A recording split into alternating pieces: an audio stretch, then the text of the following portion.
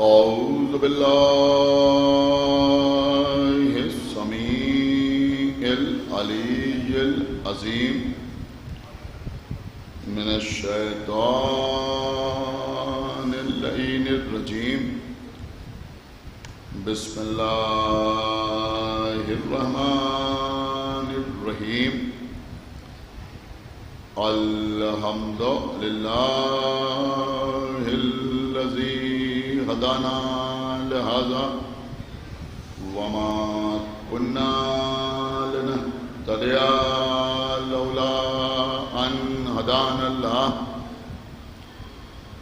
لقد جاءت رسل ربنا بالحق الصلاة والسلام على صاحب الدين والإسلام والحل والحرام والركن والمقام والصلاة والصيام والسجود والقيام والشريعة والأحكام والحجة والبرهان والمحبة والعرفان والحق والبيان والكتاب والقرآن سيدنا ونبينا وشفيعنا ومولانا ومولى الثقلين جد الحسن والحسين أبي القاسم محمد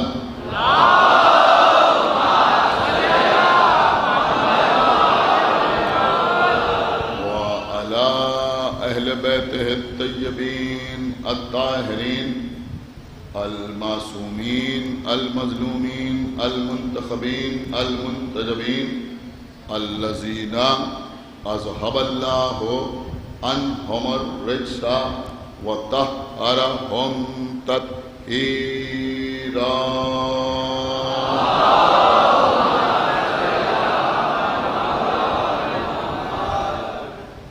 ولعنة الله على أعدائهم وقتلتهم وغاصبي حقوقهم ومنكري فضائلهم ومصائبهم أجمعين من الآن إلى يوم الدين أما بعد فقد قال الله سبحانه تبارك وتعالى في كتابه المجيد وفرقانه الحميد وقوله الحق بسم الله الرحمن الرحيم يوم ندعو كل أناس بإمامهم صلوات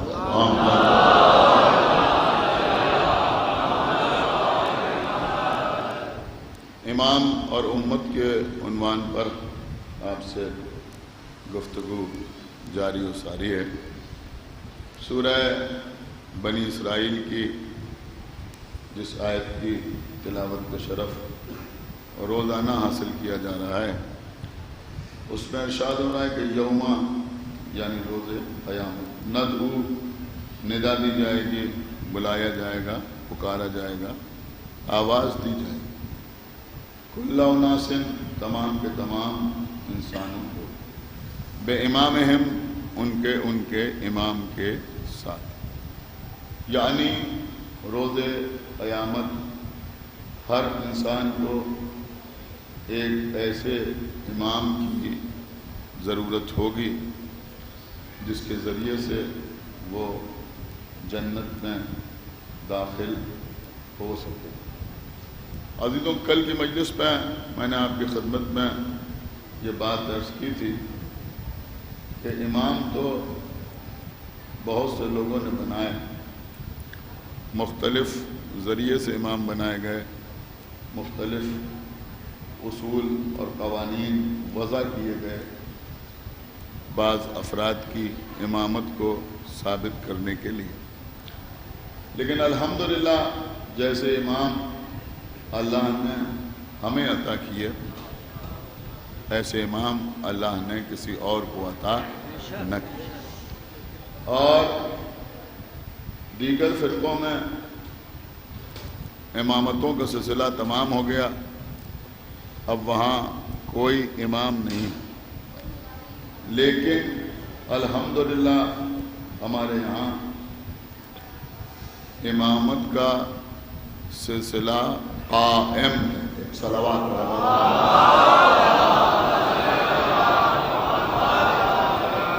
یا پھر یوں کہا جائے کہ الحمدللہ ہمارے یہاں امامت کا سلسلہ امام قائم سے قائم۔ میں نے آپ کی خدمت میں عرض کیا تھا کہ علامہ ابن ابی الحدید معتزلی نے یہ تحریر کیا ہے کہ ہم بھی اس بات کے قائل ہیں کہ جب دنیا ظلم و جور سے بھر جائے گی تو آخری امام آنے کے بعد اس دنیا کو عدل و انصاف سے بھر دے گا، اور ہم بھی یہ مانتے ہیں کہ وہ آنے والا اولاد جناب زہرا میں ہوگا۔ لیکن فرق بس اتنا ہی ہے کہ شیعہ یہ مانتے ہیں کہ وہ امام دنیا میں آ چکے ہیں، پیدا ہو چکے ہیں، اور انہوں نے لکھا کہ ہم یہ مانتے ہیں کہ وہ پیدا ہوں گے۔ میرے کہنے کا مطلب یہ ہے کہ غیبت کے سلسلے میں یا غیبت پر عقیدہ رکھنے کے سلسلے میں آپ تنہا، ہم غیر پر عقیدہ رکھتے ہیں۔ اکثر لوگ عقیدہ غیبت کا مذاق اڑاتے ہیں اور طرح طرح کی باتیں کرتے ہیں اور مختلف قسم کے اعتراضات وارد کرتے ہیں۔ جو دکھائی نہیں دیتا اس کے وجود کو کیسے تسلیم کر لیا جائے؟ یہ ایک عجیب و غریب بات ہے کہ جو دکھائی نہیں دیتا اس کے وجود کو کیسے تسلیم کر لیا جائے۔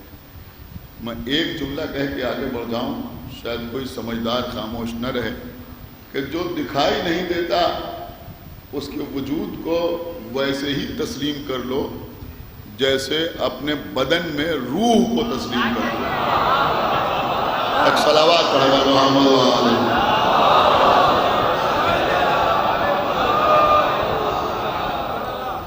بہرحال اس کے بہت سے جوابات ہیں جو دیے جا سکتے ہیں، لیکن میں اس وقت آپ کی خدمت میں عرض کروں۔ دیکھیے عزیزوں، عقیدہ غیبت کی بڑی اہمیت ہے۔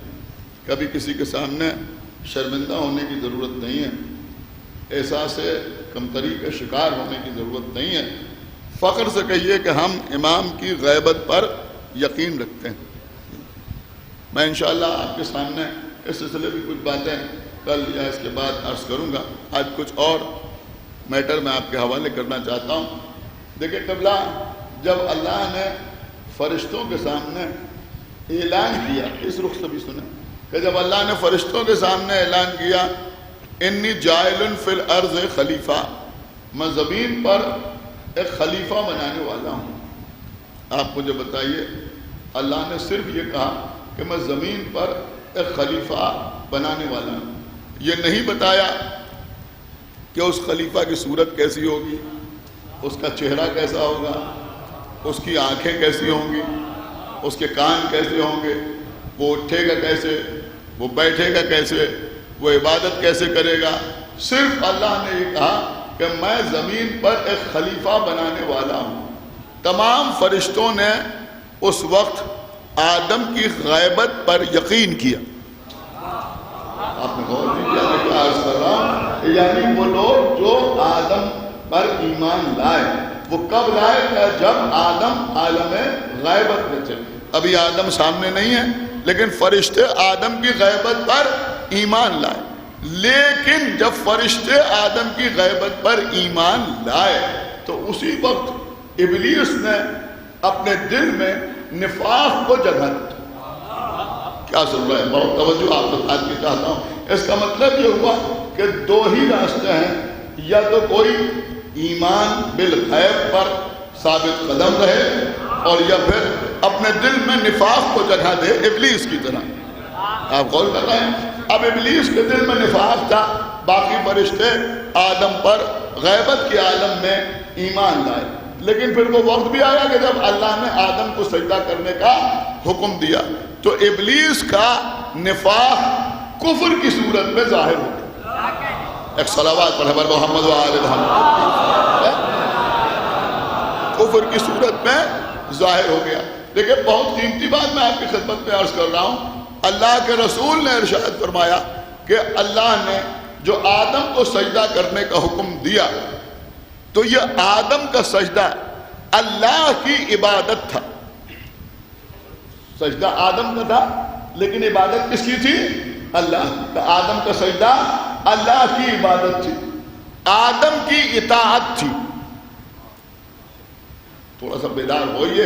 اللہ کی عبادت, آدم کی اطاعت, اور آدم کے صلب میں رہنے والوں کی تعظیم و تکریم تھی. خدا کے لیے بیدار ہوئیے. اچھا عرض کر رہا ہوں, یعنی آدم کی نسل میں آنے والے جو مقدس بندے تھے ان کی تعظیم تھی, آدم کی اطاعت تھی اور اللہ کی عبادت تھی. ابلیس نے سجدے سے انکار کیا تو ایک جرم نہیں کیا بلکہ تین جرم کیے. اللہ کی عبادت سے انکار کیا, آدم کی اطاعت سے انکار کیا اور آدم کی نسل میں آنے والوں کی تعظیم سے انکار کیا. تو ایک بات یہ بھی سمجھ میں آئی کہ جو اللہ کی عبادت سے انکار کرے وہ بھی شیطان ہے. کیا سمجھا ہے؟ خدا کے لیے بیدار ہوئیے. اور جو نبی کی اطاعت سے انکار کرے وہ بھی شیطان ہے, اور جو آل نبی کی تعظیم سے انکار کرے وہ بھی شیطان.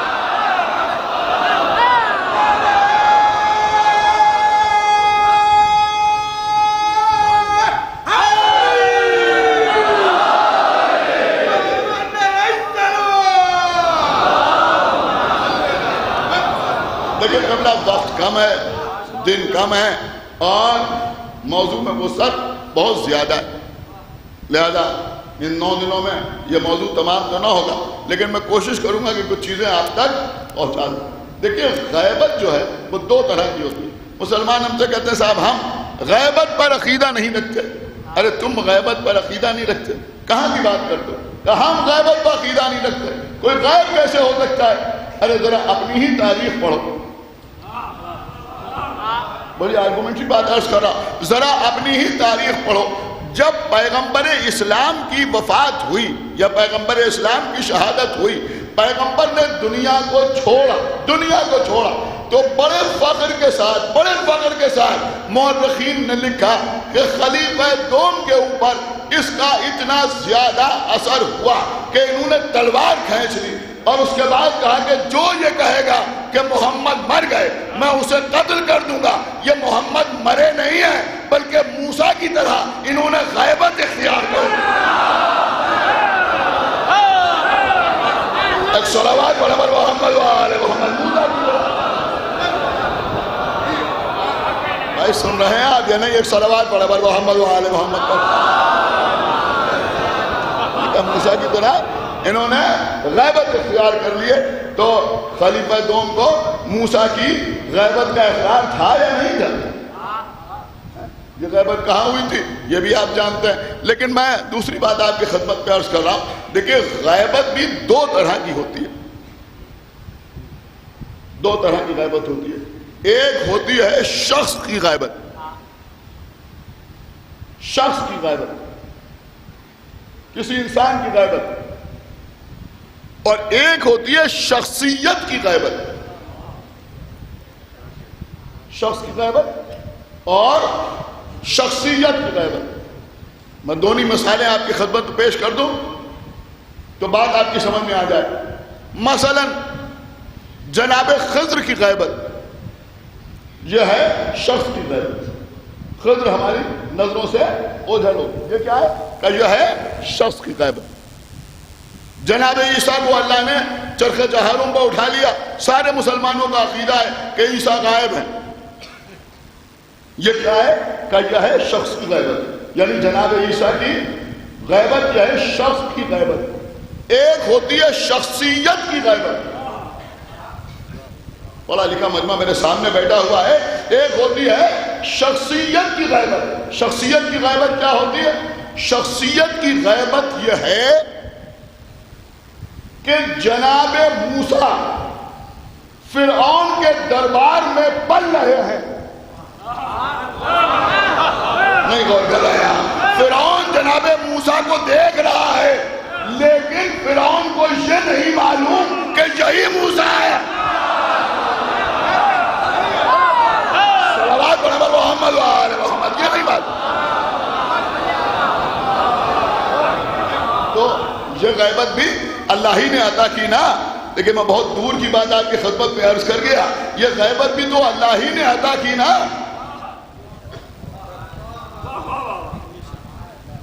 ہمارے امام کی غیبت کہیں کہیں شخصی غیبت ہوتی ہے اور کہیں کہیں شخصیت کی غیبت ہوتی ہے. یہ بات انشاءاللہ آگے آپ کے کام آئے گی. تو عزیزوں میں عرض کر رہا تھا کہ امام کی غیبت. اب سنیے عزیزوں, غیبت بھی ہمارے امام کی دو پارٹ میں, دو حصوں میں. پہلا حصہ غیبت صغرا, اس کے بعد غیبت کبرا. الحمدللہ آپ جانتے ہیں غیبت صغرا اور غیبت کبرا. غیبت صغرا کا مطلب کیا ہوا؟ چھوٹی غیبت. صغرا کہتے ہیں چھوٹی. غیبت کبرا بڑی غیبت. امام دنیا میں تشریف لائے 256 ہجری. 5 سال کے بعد غیبت صغرا کا آغاز ہو گیا. یہ غیبت صغرا امام کی 6 سال 6 مہینے اور 6 دن رہی. 6 سال 6 مہینے اور 6 دن غیبت صغرا. اب غیبت صغرا میں اور غیبت کبرا میں فرق کیا ہے؟ دیکھیں اس سال میں نے یہ موضوع جان بوجھ کے آپ کی خدمت میں پیش کرنے کا ارادہ کیا کیونکہ کچھ لوگ یہ سمجھتے ہیں کہ اگر امام آخر کا تذکرہ کیا جائے گا تو مجمع بالکل خاموش رہ کے سنے گا. کیا سن رہے ہیں؟ لوگ مبہوت ہو کے سنیں گے. نہ سبحان اللہ, نہ ماشاء اللہ, نہ واہ واہ, نہ نعرے, کچھ نہیں ہوگا. سب بالکل خاموش رہ کے سنیں گے. میں اس اشرے کے ذریعے یہ پیغام دینا چاہتا ہوں کہ یہ بھی علی کا بیٹا ہے. صلوات بر محمد و آل محمد. ایک صلوات اور بر محمد و آل محمد پر. یہ بھی علی کا بیٹا ہے. اور میرے خیال میں ابھی تک آپ کو احساس بھی ہو گیا ہوگا. آپ کو احساس بھی ہو گیا ہوگا. میں نے اس امام باڑے میں جو اشرے پڑھے ان میں اکثر اس طرح کے ایکسپریمنٹ کیے. مثلا میں نے بنی ہاشم کی تاریخ بیان کی. اس طرح کی مجلسیں بھی عام طور پہ لوگ بالکل خاموش رہ کے سنتے ہیں. بالکل کچھ کرنا تو مجھے پہلے کر لیا.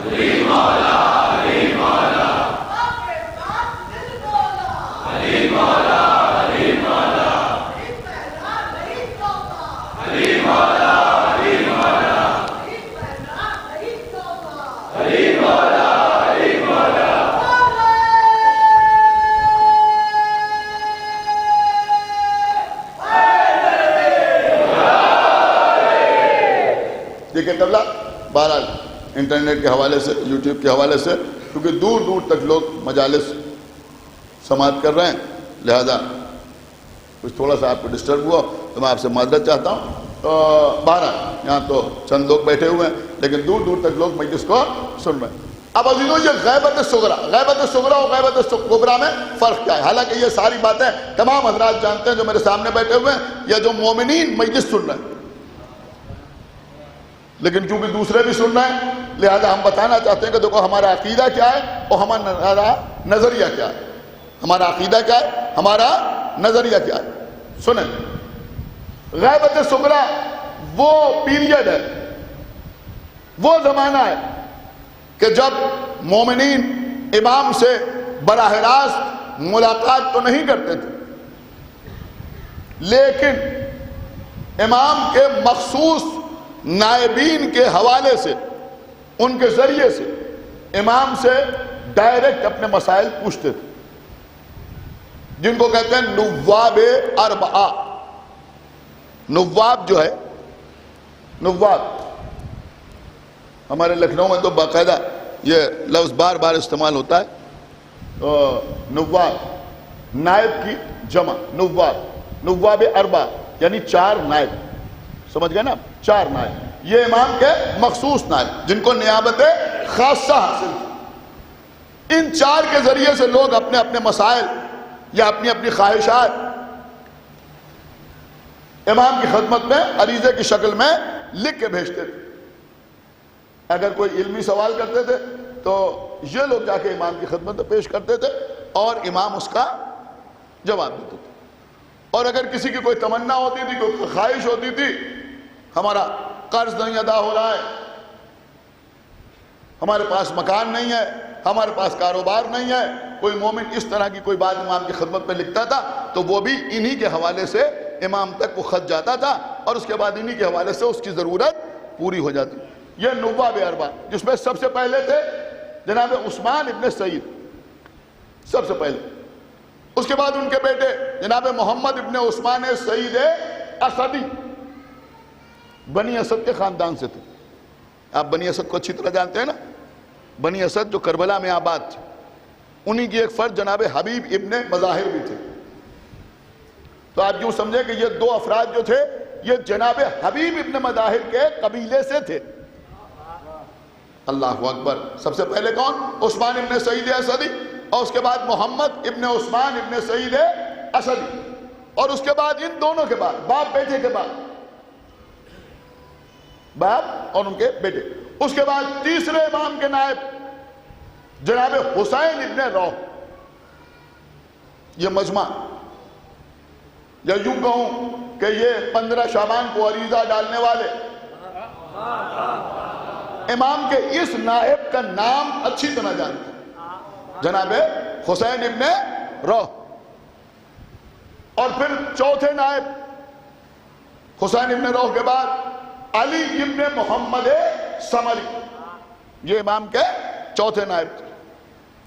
6 سال 6 مہینے جب غیبت صغرا کے مکمل ہو گئے، اس وقت امام کے نائب تھے جناب علی ابن محمد سمری۔ تو امام نے ان کے پاس خط بھیجا، سنیے امام کا خط ان کے پاس آیا کہ اب تمہاری زندگی میں 6 دن اور باقی ہیں، 6 دن تمہاری زندگی میں اور باقی ہیں، اب تم اپنا اثاثہ سمیٹ لو، اس لیے کہ تم دنیا سے جانے والے ہو۔ لیکن دیکھو خبردار، اپنے بعد اب کسی اور کی نیابت کا اعلان نہ کرنا، بس تم پر یہ نیابت تمام ہو رہی، اب کسی اور کا اعلان نہ کرنا۔ اور اس کے بعد ان کو کچھ ہدایات امام نے فرمائی، اور پھر یہ بھی فرمایا کہ اب تمہارے بعد نیابت عام ہے، اور اب ہمارے شیعہ، ہمارے چاہنے والے اپنے مسائل میں ہمارے راویان حدیث کی طرف رجوع کریں گے۔ ایک صلوات پڑھے بر محمد و آل محمد، ایک صلوات اور پڑھے بر محمد و آل محمد۔ دیکھیں جو لکھا ہے کتاب میں، جیسے میں نے دیکھا ہے بالکل ویسے ہی آپ کی خدمت میں عرض کر رہا ہوں، کوئی شک وک نہ کرے۔ پوری تفصیلات میں نے نہیں پڑھی، لیکن جو پڑھا وہ جیسے ہے ویسے ہی آپ کی خدمت میں عرض کیا کہ اب ہمارے شیعہ ہمارے راویان حدیث کی طرف رجوع کریں گے۔ اب یہ 4 نواب کے زمانے میں امام سے جو سوالات پوچھے گئے، اس میں 1-2 چیزوں کے اوپر کل یا پرسوں یا 9 محرم کو کسی دن مجلس میں تھوڑی سی روشنی ڈالوں گا، تھوڑا سا تذکرہ کروں گا، لیکن اس وقت وہ نہیں عرض کرنا ہے۔ میں کچھ اور عرض کرنا چاہتا ہوں۔ اب ابھی تو لوگ ہم سے کہتے ہیں صاحب یہ عریضہ کیا ہے؟ عریضے کی ابتدا کہاں سے ہوئی؟ دیکھیے اگر آپ ہم سے پوچھتے ہیں کہ عریضہ کیا ہے، تو عریضے کی ابتدا تو غیبت صغرا کے آغاز ہی سے ہو گئی، اس لیے کہ لوگ اب امام سے ملاقات نہیں کرتے تھے۔ اب جب ملاقات نہیں کرتے تھے تو وہ خط بھیجتے تھے امام کی خدمت میں، لیکن وہ خط کیسے جاتا تھا؟ کہ امام کے نائبین کے ذریعے سے، پہلے نائب، دوسرے نائب، تیسرے نائب، چوتھے نائب، کسی کے حوالے سے امام کی خدمت میں جاتا تھا۔ سمجھدار مجمع میرے سامنے بیٹھا ہوا ہے، اور خدا کے لیے سنیے گا، اور سننے کے بعد اپنی سماعتوں کی پختگی کا اعلان بھی ضرور کیجیے گا کہ بات آپ تک سمجھ میں آ گئی، آپ کی سمجھ میں آ گئی، پوری توجہ کے ساتھ آپ سماعت فرمائیں۔ دیکھیں نواب اربعہ کے زمانے میں، یعنی غیبت صغریٰ، جو لوگ امام کی خدمت میں خط بھیجتے تھے اس میں دو چیزیں ہوتی تھیں، یا تو علمی قسم کے سوالات ہوتے تھے، یہ کیسے، یہ کیسے، اس کا کیا جواب ہے، اس کا کیا جواب ہے، اس کا کیا جواب ہے، یہ ہو تو کیا کریں، وہ ہو تو کیا کریں، یا تو یہ لکھتے تھے، یا پھر لوگ امام کی خدمت میں جو خط بھیجتے تھے اس میں تمناؤں کا اظہار کرتے تھے، ہمیں یہ چاہیے، نہیں سن رہے ہیں آپ، میں کیا عرض کر رہا ہوں، ہمیں یہ چاہیے، ہمیں مکان چاہیے، ہمیں اولاد چاہیے، ہمیں قرض کی ادائیگی کے لیے مال چاہیے، ہم کہیں سفر پہ جانا چاہتے ہیں لہذا ہمیں رہوار چاہیے، سواری چاہیے، تو لوگ اپنی تمناؤں کا اظہار کرتے تھے۔ اب جب غیبت صغریٰ کا زمانہ تمام ہو گیا تو امام نے علی ابن محمد سمری کو خط لکھا کہ اب ہمارے شیعوں سے کہہ دینا کہ وہ مسائل کے سلسلے میں ہمارے راویان حدیث کی طرف رجوع کریں۔ کیا سن رہے ہیں؟ اب بھیا مسائل کے سلسلے میں تو راویان حدیث کی طرف رجوع ہو سکتا ہے، سن ہی نہیں رہے آپ، میں کیا عرض کر رہا ہوں، لیکن اب اپنی تمنائیں کس سے بیان کریں؟ سن رہے ہیں؟ ہمیں یہ چاہیے ہے، ہمیں یہ چاہیے ہے، ہماری یہ خواہش ہے، یہ ہماری ضرورت ہے، لہذا اپنی ضرورتوں کو ہم عریضے کی شکل میں پانی کے حوالے سے ایک صلوات محمد وآلہ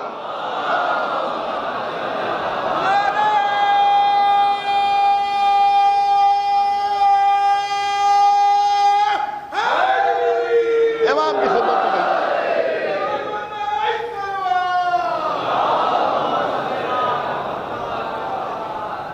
امام کی خدمت میں ہم بھیجنے لگے، کیا بھیجنے لگے کہ ہم عریضہ بھیجنے لگے امام کی خدمت میں۔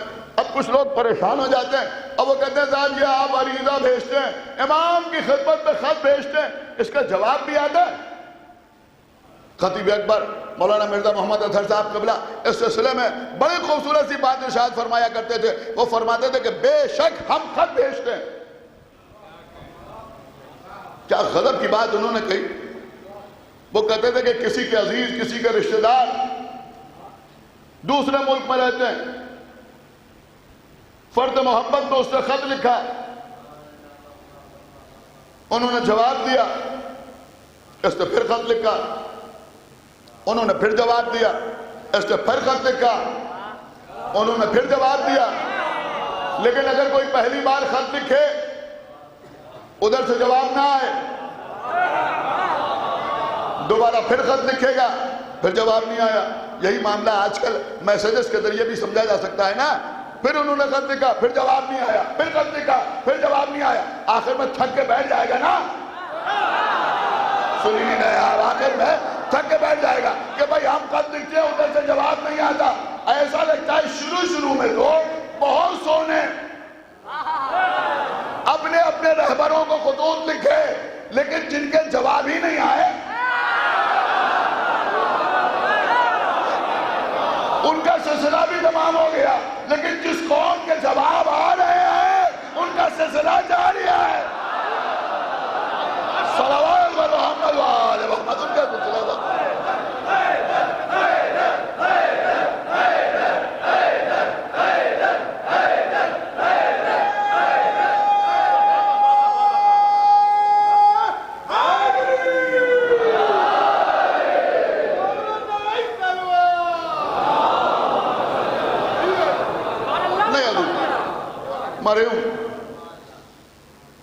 خطیب اکبر کے تبرکات میں ایک بات اور آپ کے حوالے کر رہا ہوں، مولا آپ کو سلامت رکھیں۔ اس سلسلے میں ایک چیز اور بڑی قیامت کی لکھتے تھے، وہ کہتے تھے ہم خط بھیجتے ہیں تو ہم جانتے ہیں کہ اس کا جواب آتا ہے۔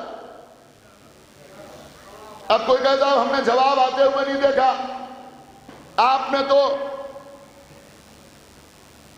تو عریضہ لکھا، اس کو آٹے میں لپیٹا، دریا کے حوالے کیا، لیکن کیا آپ کے پاس بھی ریٹن میں کوئی جواب آیا؟ وہ فرماتے ہیں کہ خط بھی دو طرح کے لکھے جاتے ہیں. ایک خط لکھا جاتا ہے خیریت کے لیے. خیریت کے لیے خط لکھا جاتا ہے کہ آپ خیریت سے ہیں. ہم جب اپنے امام کو خط لکھتے ہیں تو اس میں امام کی خیریت نہیں پوچھتے، اس لیے کہ ہمیں معلوم ہے کہ صبح کو اگنے والا سورج بتاتا ہے کہ وہ خیریت سے ہے.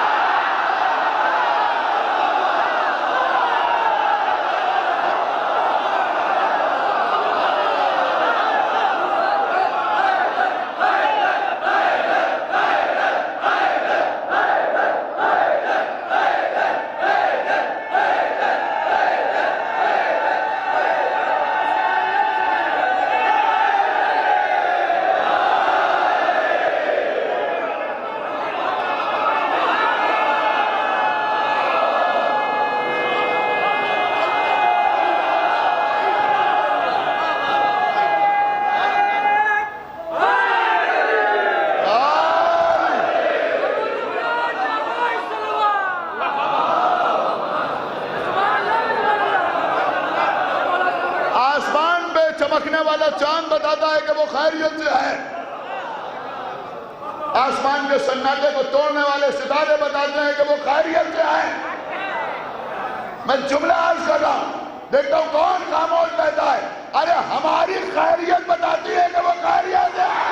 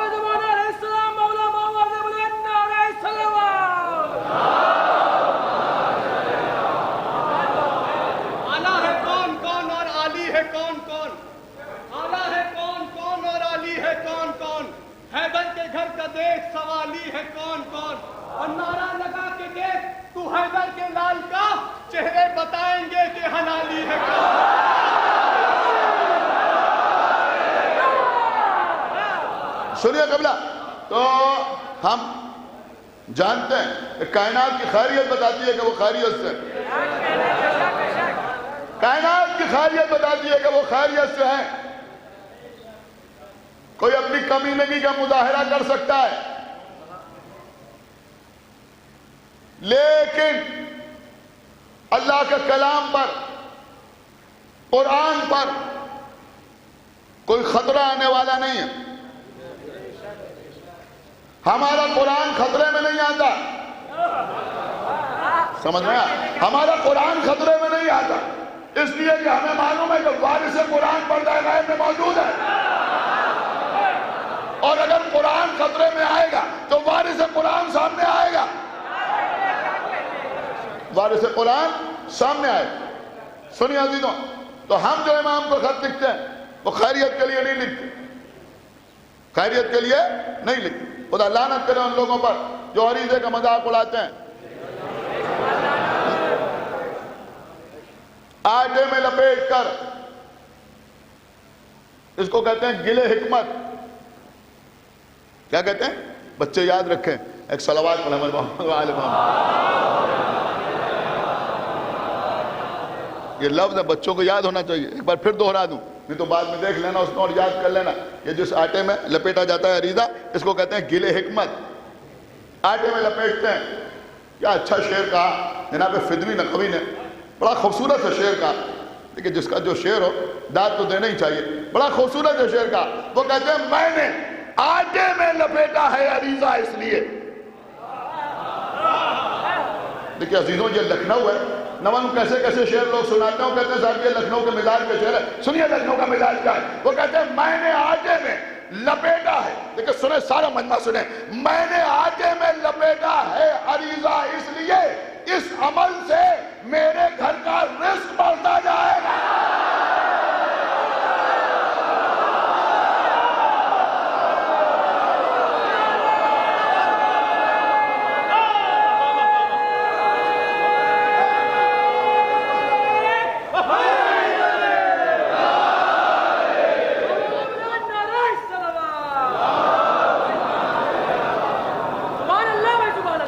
علامہ مجلسی نے اپنی کتاب میں لکھا ہے کہ جب امام کی خدمت میں عریضہ بھیجو تو اسے کسی بھی معصوم کی ذریح میں جا کے ڈال سکتے ہو.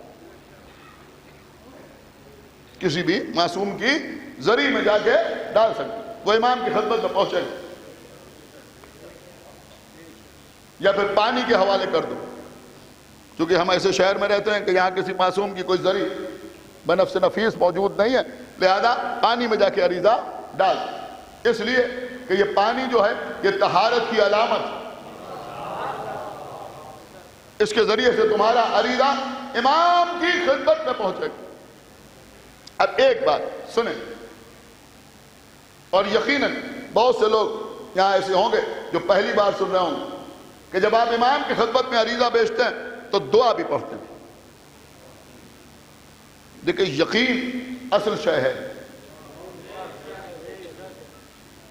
15 شعبان کو جو ہم امام کی خدمت میں عریضہ بھیجتے ہیں اس کی بات الگ اس لیے ہے کہ کسی کے گھر میں کوئی خوشی کا موقع ہو اور اس وقت مانگنے والا آ جائے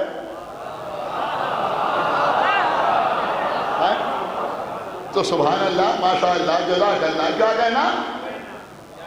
لیکن اپنی ضروریات کے سلسلے میں جب پریشان ہو تب عریضہ لکھی. صرف 15 شعبان نہیں, جب پریشان روز, سمجھ رہے ہیں, ہفتے میں ایک بار, مہینے میں ایک بار, جب کوئی ضرورت پڑے امام کی خدمت میں عریضہ لکھی اور امام کی خدمت میں پیش کی. لیکن جب آپ امام کی خدمت میں عریضہ پیش کرتے ہیں تو ایک چھوٹی سی دعا بھی پڑھتے ہیں. اس دعا کا آغاز کہاں سے ہوتا ہے؟ یا حسین ابن روح, یہی تو پڑھتے ہیں نا, یا حسین ابن روح. یعنی امام کی خدمت میں جب عریضہ پیش کرتے ہیں تو جناب حسین ابن روح کو وسیلہ بناتے, ذریعہ بناتے, ڈائریکٹ کیوں نہیں بھیج دیتے؟ کیا نہیں پہنچے گا؟ نہیں پہنچے گا. اس کے پیچھے بھی قبلہ ایک حکمت. حالانکہ یہ بھی میں عرض کر دوں کہ یہاں پر یہ رائج ہے, اور یہ کیوں رائج ہے یہ بھی ابھی میں آپ کو بتاؤں گا, ابھی بتاتا ہوں. لیکن آپ کسی بھی نائب امام کا نام لے سکتے ہیں. یعنی امام کے جو 4 نائب ہیں ان میں کسی کا نام بھی آپ لے سکتے ہیں امام کی خدمت میں عریضہ بھیجنے کے لیے. اگر حسین ابن روح کا نام یاد نہ رہے تو کسی پہلے, دوسرے یا چوتھے کسی کا نام بھی لے سکتے ہیں, یا علی ابن محمد سمری بھی کہہ سکتے ہیں, کسی کا نام بھی آپ لے سکتے ہیں. یہ امام کے نائب کا نام لے کے امام کی خدمت میں عریضہ کیوں بھیجا جا رہا ہے آپ کو پتہ ہے؟ اس کا سبب کیا ہے؟ دیکھیں میں نے کبھی پڑھا تھا بہت پہلے, کئی سال پہلے میں نے پڑھا تھا, اس وقت دہرا رہا ہوں, کہہ کے دہرا رہا ہوں. ہمارے چھٹے امام کا زمانہ ہے,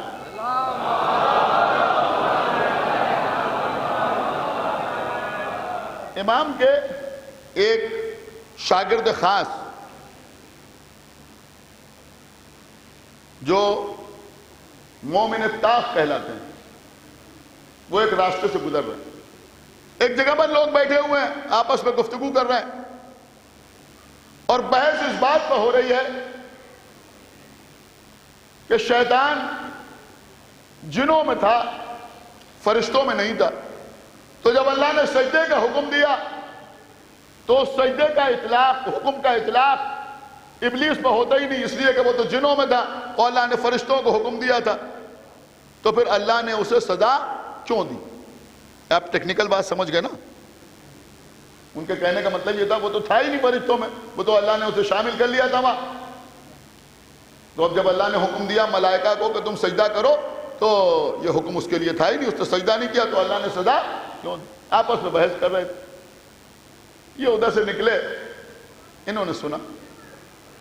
دیکھیے اس طرح کی فضول کی بحثیں کرنا، یہی کہا کہ جو فضول کی بحثیں سمجھنا، بے فضول کچھ چیز نہیں۔ ایک صلوات پڑھ محمد وآلہ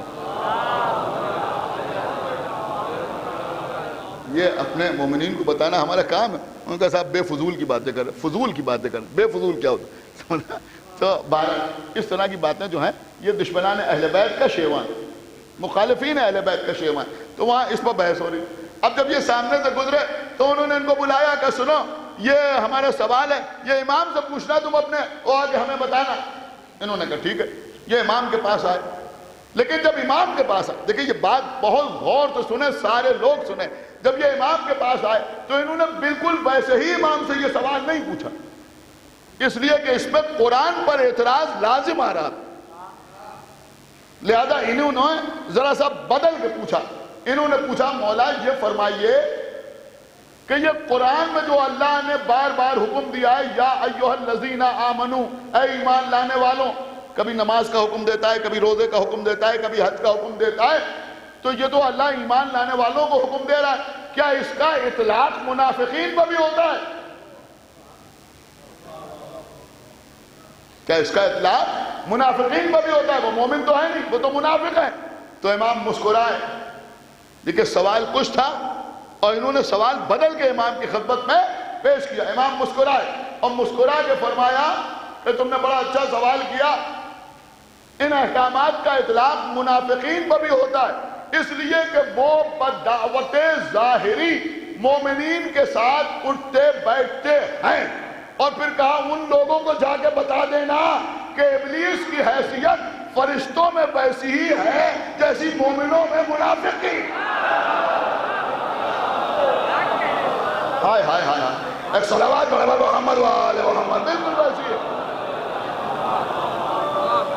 یہ واقعہ میں نے آپ کو بیچ میں کیوں سنایا؟ یوں ہی نہیں سنایا، یہ میں نے اس لیے سنایا کہ یہ جب آپ امام کی خدمت میں عریضہ پیش کرتے ہیں، دیکھیں اب جو دل کی گہرائی سے سنے گا وہ کم سے کم دعاؤں میں تو ضرور یاد رکھے گا، داد دے یا نہ دے لیکن دعاؤں میں ضرور یاد رکھے گا کہ یہ جب ہم امام کی خدمت میں، سنیے گا، عریضہ بھیجتے ہیں تو ہم جناب حسین ابن روح کو یعنی امام کے نائب کو کیوں مخاطب کرتے ہیں؟ یہاں بھی مسئلہ وہی ہے کہ ہم نے عریضہ تو لکھا ہے لیکن نہ تو ہماری رائٹنگ اس لائق ہے کہ امام کی خدمت میں جائے، کیا سنا یار، نہ ہماری تحریر ایسی ہے کہ اس لائق ہو کہ امام کی خدمت میں جائے، نہ ہمارے جملے ایسے ہیں جو شایان شان ہوں کہ یہ اپلیکیشن ان کی خدمت میں جائے، لہذا حسین ابن روح کو مخاطب کرتے ہیں، ہم نے اپنا حال دل لکھ دیا ہے، اب جیسے آپ چاہیں ویسے امام کی خدمت۔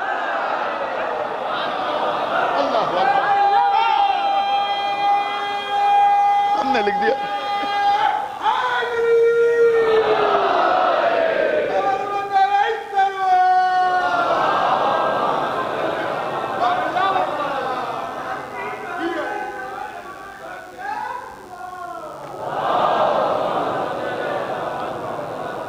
میرے مولا کا کرم آپ نے سن لیا، مولا آپ کو سلامت رکھے، جتنا یاد رکھ سکیے گا یاد رکھیے گا۔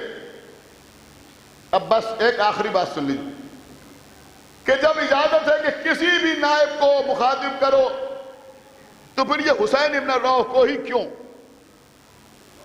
یہ تو تیسرے نائب ہے نا، انہی کو مخاطب کیوں کیا جاتا؟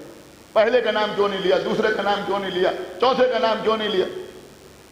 یہ حسین ابن روح کو مخاطب کیوں کیا گیا؟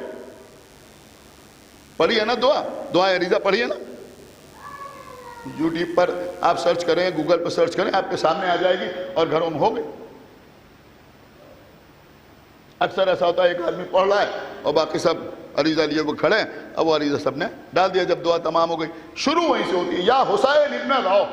سنیے قبلہ شیخ صدوق علیہ الرحمہ نے واقعہ لکھا ہے، بڑا قیمتی واقعہ۔ انہوں نے لکھا کہ جناب حسین ابن روح کے زمانے ایک شخص ان کی خدمت میں حاضر ہوا اور آنے کے بعد کہا کہ یہ بتائیے کہ اس وقت امام کا نائب کون، امام کا سفیر کون؟ تو حسین ابن رو نے کہا کہ میں امام کا نائب ہوں. میں بعض روایتوں میں ہے کہ وہ آنے والی ایک خاتون تھی اور بعض میں کہ ایک مرد. بہرحال جو بھی آنے والے نے کہا کہ اس وقت کون ہے حسین ابن رو کا نائب؟ انہوں نے کہا میں. اس نے کہا کہ آپ ان کے نائب؟ کہا ہاں ہم ان کے نائب. کہا آپ کے پاس کوئی دلیل ہے؟ سنیں سارا مجمع. کہا آپ کے پاس کوئی دلیل ہے کہ آپ ان کے نائب ہیں؟ تو حسین ابن رو نے کہا کہ یہ تیرے ہاتھ پہ جو ڈبہ ہے اس میں کیا ہے؟ اس نے کہا کچھ چیزیں ہیں جو میں لے کے آیا ہوں امام کی خدمت میں ہدیہ کرنے کے لیے. امام نے فرمایا اس کو لے کے میرے گھر سے باہر جاؤ. انہوں نے کہا حسین ابن رو نے کہ اس کو لے کے میرے گھر سے باہر جاؤ اور جا کر اس کو دریائے دجلہ میں ڈال دو. دیکھیں سنیے عریضہ کہاں ڈالا جاتا ہے؟ دریا. اب بھی نہ بولیں گے تو کب بولیں گے؟ کہا جاؤ جا کے دریائے دجلہ میں اسے ڈال دو. وہ شخص گیا. انہوں نے کہا تھا اسے دلیل چاہیے. اس نے جا کر وہ ڈبہ وہ باکس دریائے دجلہ کے سپرد کر دیا. وہاں ڈال کے واپس آیا ان کے پاس. جب ان کے پاس واپس آیا تو انہوں نے اس کو بلایا. وہ آیا ان کے سامنے بیٹھا. کہا دریا میں ڈالا ہے؟ کہا ہاں ہمیں سے دریا میں ڈالا ہے. حسین ابن رو نے اپنی کنیز کو آواز دی. کیا سن رہے ہیں؟ اپنی کنیز کو آواز دی. کنیز باہر آئی. کہا میرے حجرے میں جاؤ. میرے حجرے میں جاؤ. میرے بستر کے قریب ایک چھوٹا سا صندوقچہ رکھا ہے, اٹھا لاؤ. اللہ اکبر, آپ کیا سن رہے ہیں؟ ایک چھوٹا سا صندوقچہ رکھا ہے, اٹھا لاؤ. وہ کنیز گئی, وہاں سے وہ باس, وہ ڈبہ, وہ صندوقچہ اٹھا کے لے کے آئی. یہ شخص بیٹھا ہوا ہے, اس نے غور سے دیکھا یہ تو وہی صندوقچہ ہے جو میں دریا میں ڈال کے آیا تھا. سن رہے ہیں یا نہیں سن رہے بھائی؟ ان کو جو ہی مخاطب نہیں کیا جاتا کہ یہ تو وہی صندوقچہ ہے جو میں دریا میں ڈال کے آیا تھا. اس کے بعد جناب حسین ابن رو نے کہا تجھے دلیل چاہیے نا کہ میں امام کا نائب ہوں. کہا ہاں مجھے دلیل چاہیے کہ تجھے بتاؤں کہ صندوقچے میں کیا کیا ہے. اللہ اکبر. اب بالکل ویسے نہیں سننا جیسے سننا چاہیے کہ میں بتاؤں کہ صندوقچے میں کیا ہے. سن, اس میں 2 سونے کے کنگن ہیں. دیکھیں منوان ویسے ہی سنا رہا ہوں آپ کو. اس میں 2 سونے کے کنگن ہیں. اس میں ایک گلے کا ہار ہے جو سونے کا ہے جس میں جواہرات جڑے ہوئے ہیں. 2 کانوں کی چھوٹی چھوٹی بالیاں ہیں. اللہ اکبر. 2 کانوں کی چھوٹی چھوٹی بالیاں ہیں اور 2 چاندی کی انگوٹھیاں ہیں. کیا سن رہے ہیں؟ 2 چاندی کی انگوٹھیاں ہیں جس میں ایک انگوٹھی فیروزے کی ہے, ایک عقیق کی ہے. صلوات پڑھے محمد وآل محمد. ایک انگوٹھی فیروزے کی ہے اور ایک انگوٹھی عقیق کی ہے. تو اسے سر جھکایا, کہا ہمیں یقین ہو گیا آپ امام کے نائب ہیں, آپ امام کے نائب ہیں. تو کیونکہ یہ کرامت جناب حسین ابن رو سے سرزد ہوئی, لہذا ہماری سمجھ میں آیا کہ بھئی اگر پانی میں عریضہ ڈالا جائے تو انہی کو امین بنائے. صلوات بر محمد وآل محمد. انہی کو امین بنائے.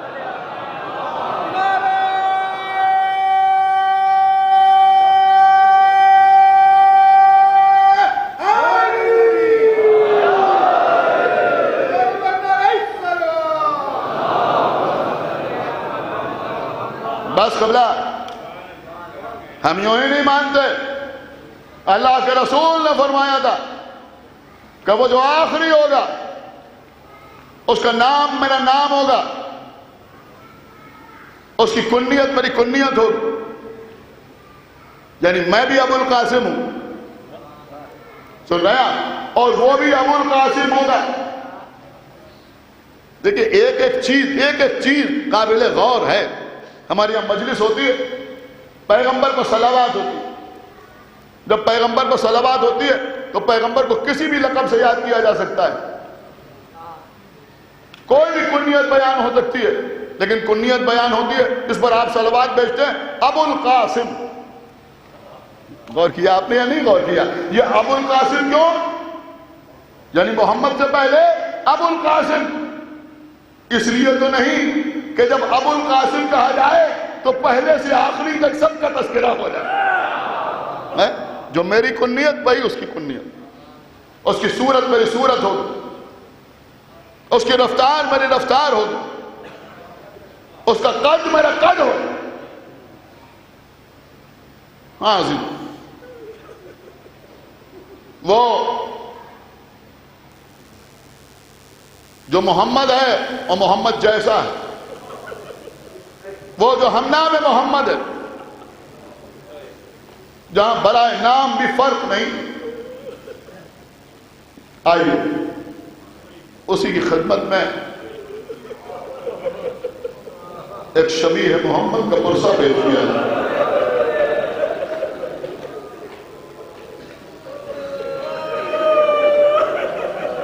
خدا کو کسی غم میں نہ رلائے. آج چھٹی محرم، صبح سے تمام مجالس میں آپ شہزادہ علی اکبر کے مسائل سن رہے ہیں. عزیزوں، آپ نے اس بات کو محسوس کیا ہوگا کہ علماء، خطبہ، ذاکرین سال بھر مجلسیں پڑھتے ہیں، لیکن ہر مجلس میں شہزادے کا تذکرہ نہیں کرتے. اگر کبھی کہیں کسی جوان کی موت ہو جائے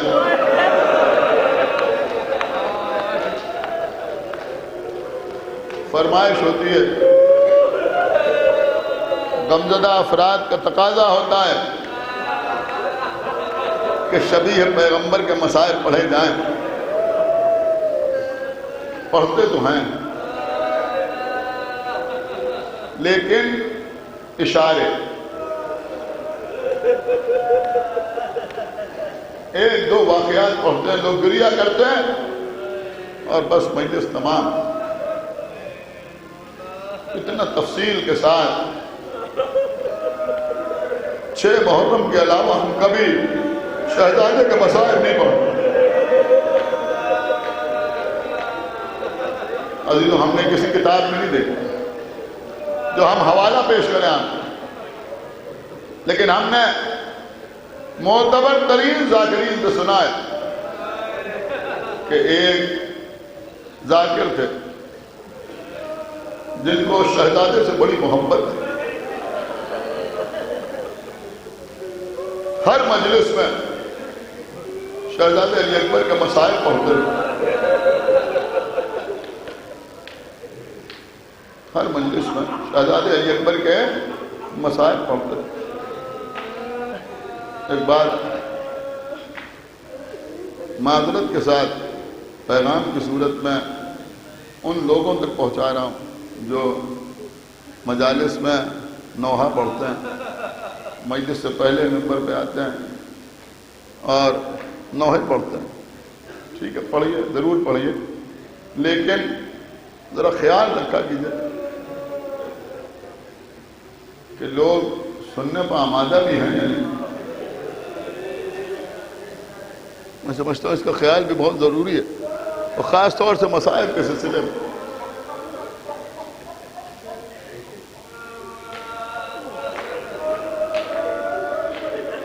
کچھ نوحے ایسے ہیں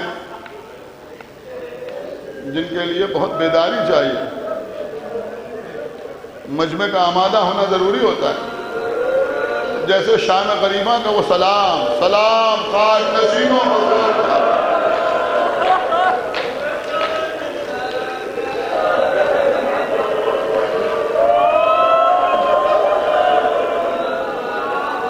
لوگ رونے پہ آمادہ ہوں تو 1000 بار پڑھیے، لیکن خالی مجمع بلانے کے لیے نہیں. ان نزاکتوں کا خیال رکھنا ضروری ہے. وہ ذاکر تھے، ہر مجلس میں شہزادے علی اکبر کے مسائل پڑھتے تھے. ایک دن خواب میں دیکھا کہ آقا حسین تشریف لائے. آگے کہہ رہے ہیں میرے ذاکر تو ہر مجلس میں میرے لال اکبر کے مصائب نہ پڑھا. انہوں نے ہاتھ جوڑے, کہا حضور سرکار ہم علی اکبر کے مصائب نہ پڑھا کریں. کہا ہاں نہ پڑھا کریں, ہر مجلس میں نہ پڑھا. کہا مولا کیوں؟ کہا اس لیے کہ اگر کہیں علی اکبر کے مصائب پڑھے جائیں اور کوئی نہ روئے تو میری بہن زینب کا دل دکھتا.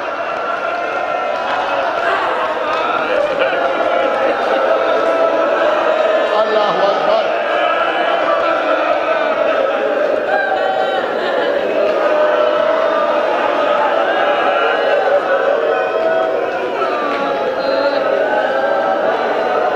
فرش ازائے حسین کا آئیے تو فضائل سنیے.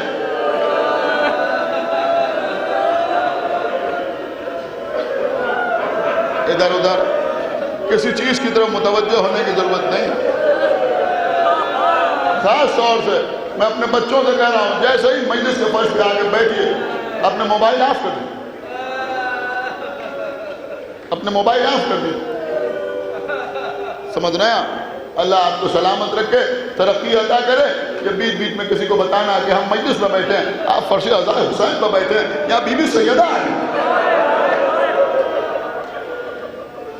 اور خاص طور سے اس معاملے میں آپ رونے کے لیے آتے ہیں, یہ بیچ میں فوٹو ووٹو کھینچنے کی کوشش نہ کریں, صرف رونے کے لیے آتے ہیں. روئیے, فضائل سنیے.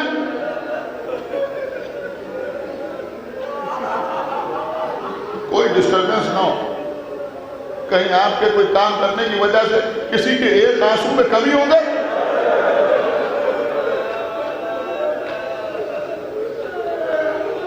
عزیز و حسین کا لال علی اکبر, 18 برس میں علی اکبر.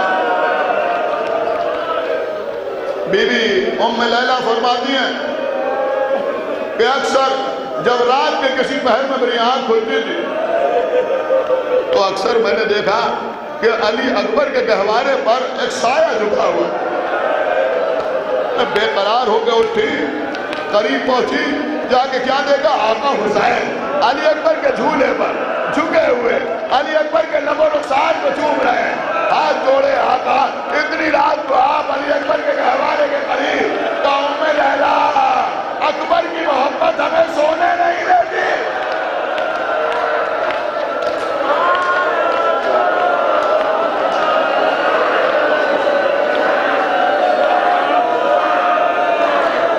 آج میں مسائل میں کوئی کمی نہیں کروں گا. سنیے, آپ سرکار باب الحوائج کے ایوان میں بیٹھے ہوئے ہیں, شب عاشور. آقا عباس شہزادے کے قریب آئے, بازو پکڑا, میرے لال کچھ دیر کے لیے میرے ساتھ چلو. علی اکبر چچا کے ساتھ چلے. ایک ایسے خیمے میں آئے جہاں کوئی موجود نہ تھا. دونوں خیمے میں داخل ہوئے. علی اکبر نے دیکھا سامنے ایک کرسی رکھی ہوئی. شاید یہ اہتمام بھی آقا عباسی نے کیا تھا. ایک کرسی رکھی ہوئی. حضرت عباس نے شہزادے کے دونوں بازو پکڑ لیا. کہ میرے لال کچھ دیر کے لیے اس کرسی پہ بیٹھ جاؤ. چچا آپ کے سامنے بیٹھ جاؤں, میرا حکم سمجھ کے بیٹھ جاؤ, میرا حکم سمجھ کے بیٹا بیٹھ جاؤ. علی اکبر کرسی پہ بیٹھے. حضرت عباس نے علی اکبر کے گھٹنوں پر دونوں ہاتھ رکھ لیے. علی اکبر نے اٹھنا چاہا, نہیں میرے لال بیٹھے رہو, تھوڑی دیر بیٹھے رہو. چہرہ اٹھایا, علی اکبر کے چہرے کی طرف عباس کو دیکھنا شروع کیا. کچھ لمحے گزرے. علی اکبر دیکھ رہے, چچا میرے چہرے کی طرف دیکھ رہا ہے. کچھ دیر کے بعد کہا, چچا کچھ کہنا ہے؟ ایک چچا کوئی نصیحت.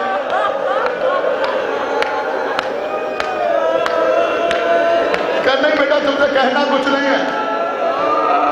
پھر چچا آپ میرے چہرے کی طرف دیکھے جانا ہے, کچھ کہتے کیوں نہیں؟ کہا بیٹا کچھ کہنا نہیں ہے, کچھ کہنا نہیں ہے. اے بیٹا تھوڑی دیر اور ایسے ہی بیٹھے رہو. یہ آخری رات ہے، جی بھر کے تمہارا چہرہ دیکھ لو۔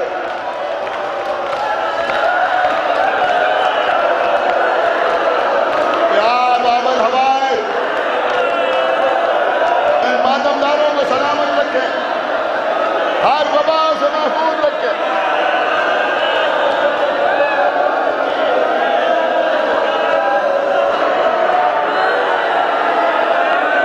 وہ شہزادہ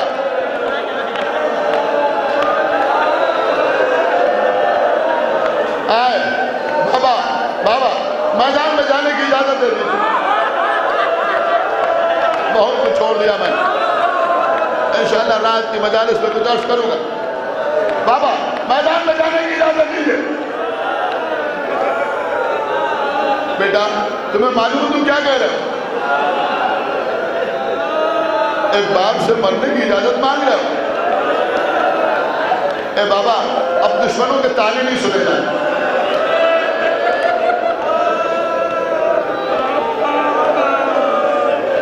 جاؤ میرے لال اپنی پھوپھی سے اجازت مانگو، اپنی ماں سے اجازت مانگو۔ علی اکبر خیمے کے اندر گئے، بی بی زینب سے اجازت حاصل، ماں سے اجازت مانگی، ایسے اجازت حاصل کی کہ تو شبیہ پیغمبر جانے باہر آئے۔ امام حسین نے کہا بابا ہم اجازت دیا، بیٹے کو گلے سے لگایا، روتے رہے، پھر کہا علی اکبر خدا حافظ۔ شہزادہ گھوڑے پر سوار ہوا، علی اکبر آگے بڑھ رہے ہیں،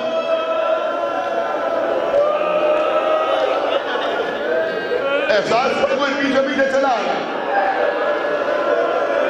آواز کانوں میں یا بنیا مہلن مہلا، یا بنیا مہلن مہلا، اے میرے لال آہستہ آہستہ آہستہ آہستہ آہستہ آہستہ آہستہ،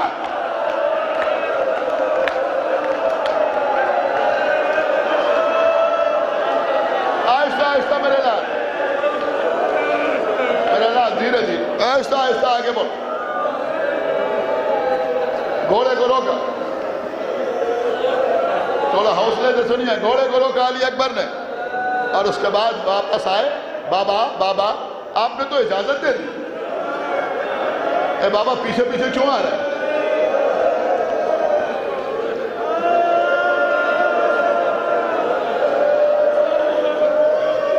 جملہ ہے عزیزوں، جملہ نہیں ہے، پوری مجلس ہے، میرے لال کاش تم صاحب اولاد ہو۔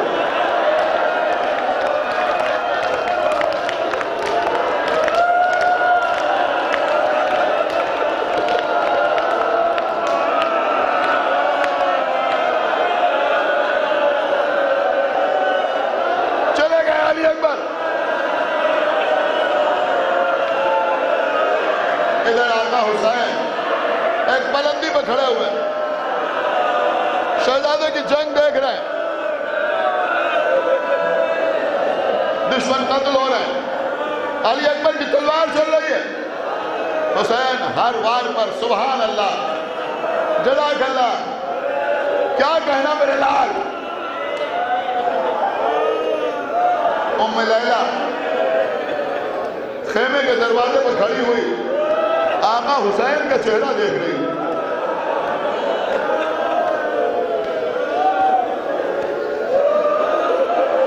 ایک مرتبہ حسین کے چہرے کا رنگ متغیر ہوا، ام لیلہ نے فرزہ سے کہا فرزہ میرے والی کو بلا، آئے مولا حسین، اے آقا کیا بات ہے، چہرے کا رنگ کیسے متغیر ہو گیا؟ ام لیلہ ایک نامی گرامی شجاع پہلوان علی اکبر کے مقابلے پہ آیا ہے، مجھے علی اکبر کی شجاعت پر بھرپور اعتماد ہے، لیکن باپ ہوں، خیال آ رہا ہے مجھ سہر و سہراب ہے، میرا بچہ پیاسا ہے،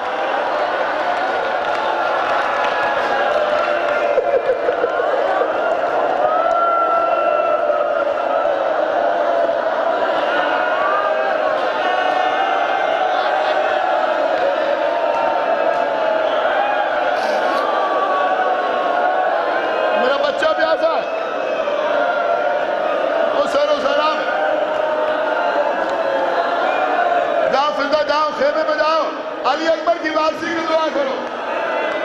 فضائیں مسلح پر اے یعقوب کو یوسف سے ملانے والے،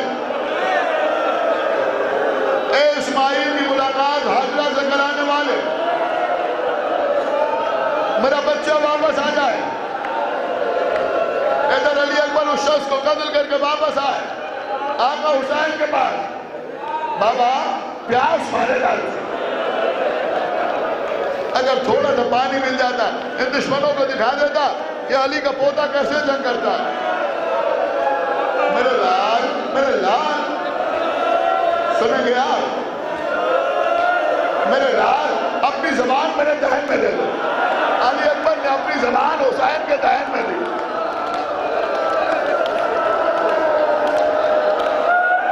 قسم خدا کی ایک لمحے کے لیے سنیے، اگر یہ واقعہ نہ ہوتا تو پتہ ہی نہ چلتا کہ حسین کتنے پیاسے تھے. علی اکبر نے زبان حسین کے دہن میں دی، یہ کہہ کے باہر نکالی بابا آپ کی زبان میں تو کانٹے بڑے ہوئے. انگوٹھی اتاری، علی اکبر کی انگوٹھی دہن میں رکھو. علی اکبر نے انگوٹھی دہن میں رکھی، واپس علی اکبر میدان میں آئے. ارے ختم ہو گیا. حسین خیمے کے در پہ آئے.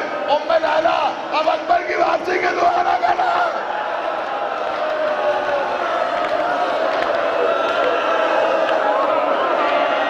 سنیں عزیزوں، عالم کیا ہے؟ علی اکبر میدان میں، دیکھیں آپ میری طرف دیکھیں، علی اکبر میدان میں آقا حسین بلندی پر علی اکبر کی جنگ دیکھ رہے ہیں. ام لیلا خیمے کے دروازے پر حسین کا چہرہ دیکھ رہی. بی بی زینب مسلح پر علی اکبر کے لیے دعا کر رہی ہے. پیچھے سکینہ زینب کی ہر دعا پر آمین کہہ رہی ہے. قیامت ہو گئی، ختم ہو گیا.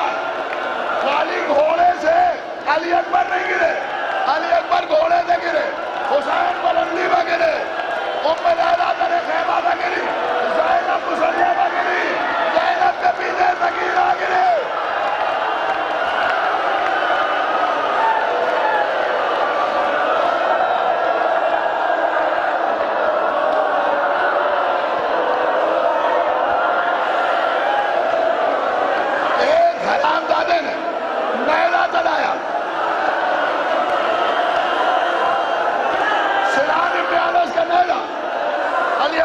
سینے میں پیوست ہوا، پیوست ہوا نیزہ سینے میں، یہ آگے بڑھا، نیزے کو نکالا جا، نیزہ نہ نکلا. اور کوشش کی عزیزوں، نیزے کی ہڈی ٹوٹ گئی، علی اکبر کے سینے میں رہ گئی. اکبر گھوڑے سے زمین پہ آئے، آواز دیا آبادا علیکہ منی السلام.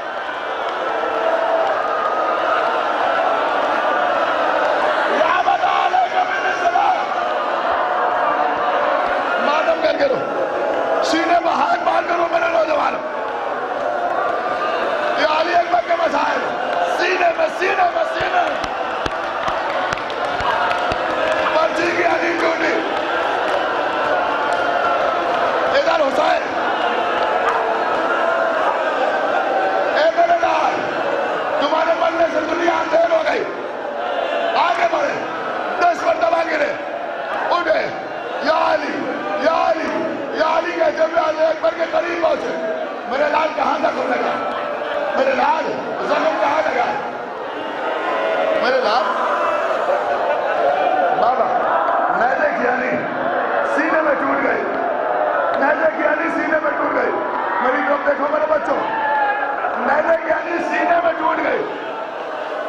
اے بیٹا میں نکالتا ہوں سینے سے نیزے کی ہڈی کو نکالتا ہوں. علی اکبر نے آگے کھولی، آقا حسین کے چہرے کے طرف دیکھا. اے میرے بابا کتنی جگہ کے لیے آ رہے ہو؟ اے میرے بابا کتنی جگہ گرے، کتنی جگہ اٹھے. اے بابا رکیے، اے بابا رکیے. نیزے سے سینے کی ہڈی آپ بعد میں نکالیے گا، پہلے آپ کے چہرے سے خاک صاف کر دو، خاک صاف کر دو. علی اکبر نے اپنے ہاتھوں سے اپنے بابا کا چہرہ صاف کیا. حسین نے گھٹنا زمین میں رکھا، نے جب سینے پر رکھا، ایک ہاتھ علی اکبر کے سینے پر رکھا، اور اس کے بعد حسین نے کندھے کے انگلی کو پکڑا، بسم اللہ و باللہ و فی سبیل اللہ۔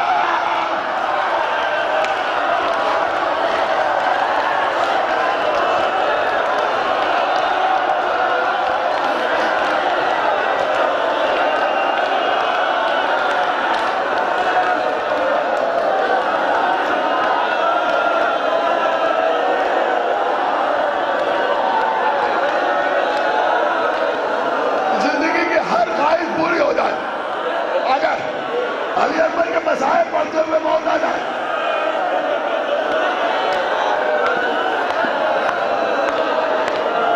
میدے کی علی باہر آئی، خالی میدے کی علی باہر نہیں آئی، علی اکبر کا کلیجہ 18 برس سے علی اکبر نے دم توڑا۔ بس مجلس تمام ہو رہی ہے، مجلس تمام ہو رہی ہے، دنوں سنیں، علی اکبر نے دم توڑا، حسین نے پیٹ کے نیچے ہاتھوں میں لگایا، لاشیں کو اٹھانا چاہا، مشکل کشا علی، میرے حاجت روا علی، کڑیل جمع کی لاش اٹھاتا ہوں یا علی، یہ کہہ کے لاشیں کو اٹھایا، 2-4 قدم آگے بڑھے، پھر زمین پر رکھا، پھر اٹھایا، پھر زمین پر رکھا، ایک مرتبہ خیمے کی طرف دیکھا، چھوٹے چھوٹے بچے خیمے کے در پر کھڑے ہوئے ہیں، آؤ بچوں آؤ بچوں آؤ، آج علی اکبر کو آزاد آؤ۔ بس عزیزوں مجلس تمام ہو رہی ہے، بس ایک جملہ سنانا ہے آپ کو۔ یہ جو بچے جن کو حسین نے بلایا، یہ کتنے بڑے بڑے بچے تھے، یہ 12-13 سال کے بچے نہیں تھے، وہ بچے تو حسین میں پہلے ہی جان قربان کر چکے تھے۔ یہ چھوٹے بچے 5 سال 6 سال 7 سال 8 سال چھوٹے بچے، اللہ آپ کے بچوں کو سلامت رکھے۔ ارے یہ بچے کیا جانے مسجد کیسے اٹھتی ہے، جنازہ کیسے اٹھتا ہے،